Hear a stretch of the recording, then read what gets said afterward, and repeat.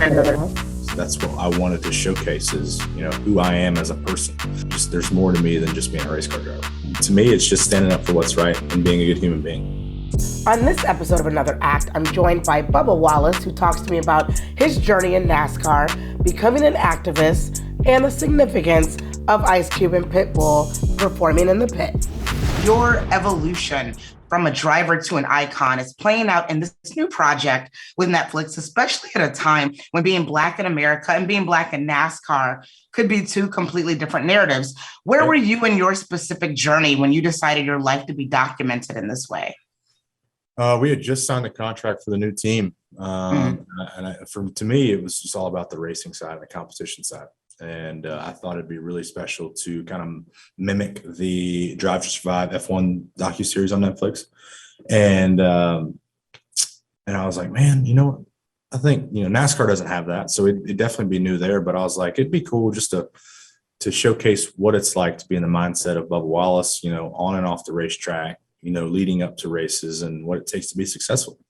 And, the double entendre of race and the title, brings inside the racial side of things, and which makes a lot of people uncomfortable. And so, which is unfortunate because, we need to have these conversations and shed the spotlight on the issues that we go through as minorities in this world. And so I think it does a great job at tying in both racing and race into this docuseries to let everybody kind of get a taste of what it's like in my shoes. Did you have any trepidation with giving access, of your life, especially at this time in this way? And if so, how did you kind of move past that to make this project happen? Yeah, no, I knew, I got to know the directors and the producers a little bit and to, hear how they were, forming the questions and asking the questions. And so I just became more comfortable, after a few days. And it was just like, all right, this is all about, this is Netflix. This isn't just some Joe Schmo, mom and pop show that's not going to get a big audience. This is the real deal. This is kind of like the holy grail of what you want to do and what you want people to know about you. And so, don't leave a stone unturned. And that's my motto each and every day. I wake up and I'll tell you how I'm feeling each and every day if you ask me. And so that's what I wanted to showcase is, who I am as a person. Just there's more to me than just being a race car driver. Yeah. I'll say, because, while this project documents, quite frankly, a very tumultuous year in the world, while we're seeing prominent figures push for diversity, you also emerge as an advocate, as a spokesperson, as a mouthpiece, and in some cases, as like a poster child in a sport that has had some problems with regards to race. Did you ever think that would be a stage you would have to stand on, or at what point did you realize that you would end up being this very vocal mouthpiece? My mom, I said this earlier, my mom was the one that after kind of the dust had settled a little bit, she was like, do you ever think you'd become an activist? And I'm like, no, not until you said that. To me, it's just standing up for what's right and being a good human being. Doesn't have anything to do with politics. It's just, waking up and encouraging others to be the best that they can be. And that's how I go about it. It's plain and simple as that. And so, it just so happens that, what life doesn't teach you is that when you become some athlete or some figure that you're put on this pedestal, and you have to learn how to navigate, how to not fall off that pedestal. You might slip a foot off here and there, but it doesn't teach you anything about being on that pedestal. It doesn't teach you about the hate or the love that you'll receive, the support, the not support, just the trials and tribulations that you have to go through. And so you're learning each and every day, but it's magnified because you are somebody. You are carrying brands across my chest, on my fire suits, whatever it may be. You're representing something much more. And, you could preach that that's unfair, but it's kind of the invisible dotted line you signed when you chose to choose this profession. And so with all that becomes a platform that you have. So, I've always said that, we need to fix the stop sign down the end of the street. Well, people are going to react to that versus my neighbor who works at a grocery store and says that, they're like, who's this guy? But if Bubba Wallace says it, then we got to do it. So then that creates some turmoil between the two, you and your neighbor. And it's just like, hey man, I was saying the same thing you said. I'm just trying to get the process done. So it's just things like that. That was a totally made up story, but trying to paint a picture. No, unless my neighbor works at a grocery store that I'm not aware of. that you're not aware of, and that might be the case. Yeah. It is obvious that you have an unfiltered passion to change the ways of a sport that you love. What does this advocacy mean to you, and what do you think it means for NASCAR as a whole? I think that's a good question. I know I was always asked coming up through the ranks, what can NASCAR do to, be more diverse? And I was like, I don't know, and I still don't know, because then that means there's an end goal. And I don't know if there's ever an end goal. We just have to stay fluid, stay inclusive, and just continue to put our best foot forward, our best effort forward of making this a place where people, that stigma about NASCAR is gone. I think that's one of the end goals, is to get that, racist and unwelcoming, that's NASCAR. It's a Southern sport. Oh, we race a little bit on the South just because the weather permits us to, but it's not a Southern sport. We're trying to change that. I mean, hell, we just had a race in the middle of LA. I thought that was super dope, and just being in that demographic. So just have to stay up with the times and continue to evolve, listen to one another. I've encouraged them, when we have, these markets that are in, minority demographics, then to get out there in communities, do the dirty work, get out there and have some block parties and be like, hey, what can we do to be better, and implement those ways. I know we can't accommodate everybody, but as long as we're attempting to do that and showing that we care, it goes a long way. But here's the thing, you are bringing a different demographic to the sport, and it's visible. I mean, the fact that Ice Cube and Pitbull performed at the Clash in Los Angeles, I think is indicative of that. What does that mean for you that you're starting to see more Black faces, even in the crowd of this sport? Yeah, LA was a great outlet for minorities to come out. Reggie Busch and his family were there. Jamil Hill was there. Ice Cube, Jermaine Dupri.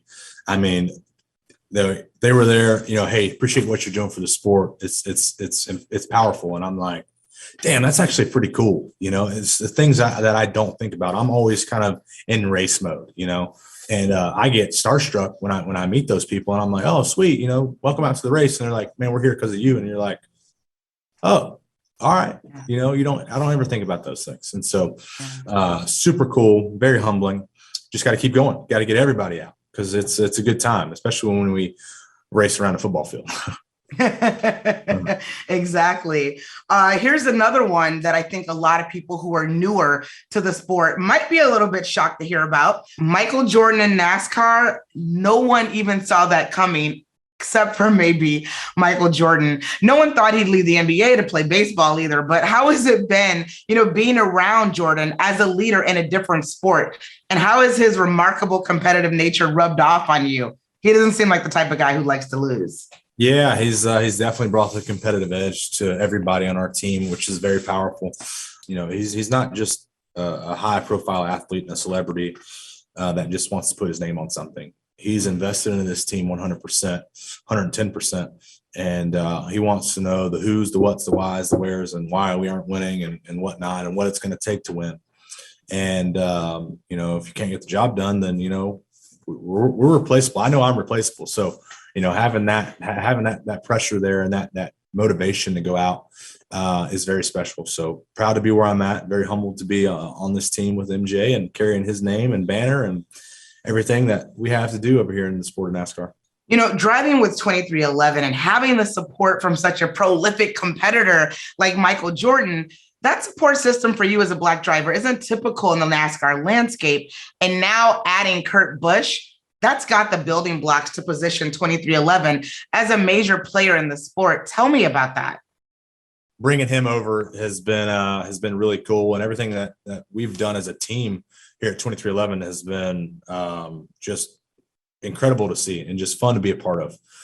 We've done a lot with a little in such a short amount of time, and so to expand to a 2-car team, bring Kurt over with experience. He's obviously won a championship a few years back, and he's more fiery than ever. I think he's realizing the same thing that I did when I joined on this team last year is the endless amounts of opportunity that you have to grow and to be successful at. So, with that comes a lot of hard work and determination, but we're both ready and we're both hungry and ready to roll. Awesome. 2311 started the Speed Institute in 2021, where it offers a trajectory for more diverse drivers to find their way into NASCAR. That's actually a major topic right now in other sports. But tell me about the progress that Speed Institute has made so far, because it feels like it's right in line with your path into the driver's seat. Yeah, it is. I think, Denny's had a vision, and everybody on the MJ's team has had a vision to bring more minorities into the sport, whether that's behind the wheel or behind the front office here or a mechanic in the shop. The Speed Institute allows so many opportunities and just to get your foot in the door. I mean, that's half the battle. You always want to show up and you feel like you never get that opportunity. So when you get a chance to fill out the application and to be a part of the Institute, it's special because that shows that, people care and people are looking and paying attention to you.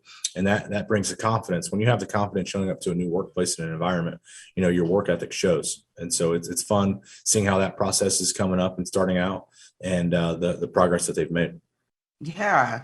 By the time we get to the end of Race, we learn so much more about you, but also the work that you're doing inside of the sport. But what is the kind of ultimate takeaway that you would love for people who are coming in to this new Netflix project to walk away with? What's the dinner table conversation you hope people are having?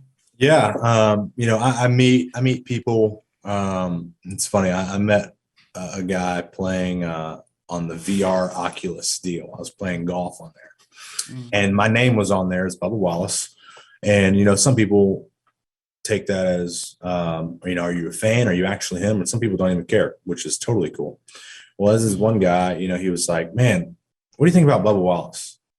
How about the whole, garage incident?" And it's like, man, I want to be remembered for so much more than that.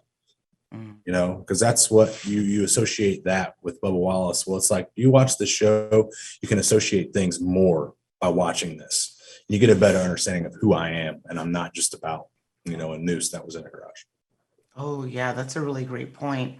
What was kind of the most identifiable marker of change so far in your journey, especially with regards to your journey for progression in NASCAR? Is there something that you can point out and say, when this moment happened, I knew that we were on the precipice of change? I think the Confederate flag was the biggest thing thus far. Just seeing how impactful that was to the minority demographic and the African American community, and seeing how real NASCAR was to stand behind that and get rid of it for good was big. And they weren't going to tolerate, anything less. And so I think that shows we're here for real change. And, I knew that we were serious about it, but, I'm inside the four walls of NASCAR. It's about what's outside of our four walls and how we can continue to expand. And so having that, implementing those changes and standing behind that to this day is speaks volumes to who we are as a sport and who we are as people. We want this to be very inclusive and very welcoming for everybody. No matter what you look like, how you feel, it just come up and pick your favorite driver. It doesn't even have to be me. If it is, more the merrier. What's next for you? Obviously this season, of course, but I feel like you are someone who is bigger than the sport that you're in. And I think that you probably have awareness of that now that you're here for a bigger reason. But what's next for you as you kind of are figuring out maybe what that reason might even be? Yeah, I don't know. I don't know what's next. I'm always just kind of sitting around. I got a lot to do. I'm busy, but I'm always just kind of sitting around to be like, well, what's next? I'm always kind of asking myself that because you never know what's going to come at you, and that's life. And so we just continue to just be the best that I can be and try to handle every avenue the best way that I can, because everything's different. Everything's evolving. Everything's fluid. And you got to stay fluid to keep up with the times. And so as long as we continue to do that, surround myself with the right people, we'll be ready for wherever comes at us. Is there something else inside of NASCAR that you would like to change that would maybe even make the sport feel more within reach to an audience that is just now coming to the sport? We got rid of the Confederate flag, which was major, but is there something else that you would love to push for to change too? Yeah, I think, that goes back to diving into our communities and figuring out like, hey, what would keep you coming back or invite more to come out to a race, And so I don't have the answer to that. And so that's up to us to roll the sleeves up and do the work to figure out what it takes. And that makes it fun because that gives you that one-on-one interaction with fans and, makes them feel special because, you're understanding them and hearing them out. Yeah. Well, what about, kind of this growing crowd of fans around you? I mean, I would imagine that especially once you really used your voice and spoke out, a bunch more people came and rallied behind you. What has that felt like for you? Especially because that people aren't just rooting for you, but you really are bringing new eyeballs to a sport. And different types of people to a sport, Yeah, no, it's humbling. It's very, very, very cool to see and to be a part of and to hear people that are out to support me and just the support of NASCAR. And so as long as we can continue to do that, we can't become stagnant. I can't become stagnant. The sport can't. We just have to continue to change and to make it fun. The LA environment was fun. It was different. Yeah. We had a mid-race concert with Ice Cube. Like, what is NASCAR doing, And so, enjoying that, embracing it and enjoying it is going to take us a long way, and figuring out how to do spinoffs of that to keep things fun and interesting for people to come out because, this is an entertainment business as much as it is sports, it is entertainment. And so it's all about continuing to have people come out and sit out there and enjoy our races. Now, before I let you go, I got to ask this because it's such a huge deal to have this project on Netflix. Yeah. Is your appetite whetted? Do you have any other Hollywood ambitions? Is that something that maybe you want to do, whether it's behind the camera or back again in front of the camera? No, right now, no. I just, I'm not a very good actor. I like to keep it real. And so when I have to act at all, it kind of goes out the window. So for me, it's just the Netflix deal right now, which we're excited to see, which I'm going to wait. I'm going to wait till it drops on the 22nd to see it, to check it out. So. Okay. So we're not going to see you pull a Shaq and then all of a sudden be like a Marvel hero or something. No, probably not. I don't know, unless the money's good. So we'll see. There we go. Well, remember, you heard it here first. Bubba Wallace, thank you so much for doing this today and continued success. Yeah, thank you. I appreciate it. Absolutely.